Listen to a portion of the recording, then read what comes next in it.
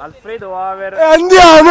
il capitano del Borussia, grande vittoria oggi per voi perché avete battuto il Momispaba che era prima in classifica e che non aveva mai perso in questo campionato, una vittoria che adesso vi porta al secondo posto, momentaneamente superate Steaua che deve ancora giocare e il Peperino Calciotto.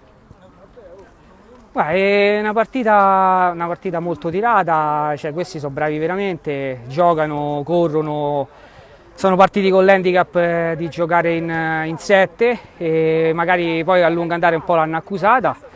Siamo riusciti a trovare il vantaggio con una bella azione, poi loro sono usciti fuori perché veramente sono bravi e coi denti abbiamo portato a casa questi 3 punti, abbiamo meritato pure perché comunque sia abbiamo avuto anche noi le nostre occasioni, insomma. Allora, adesso siete secondi in classifica, 20 punti, 5 di distacco dal Momispaba, dove può arrivare il Borussia? Il Borussia se gioca come le ultime partite, il Borussia può andare avanti. Poi certo, se anche loro riescono a fermarsi qualche altra partita in più, magari noi avremo più possibilità magari di raggiungere, magari superarli. Il calcio non si sa mai, magari calano e noi saliamo.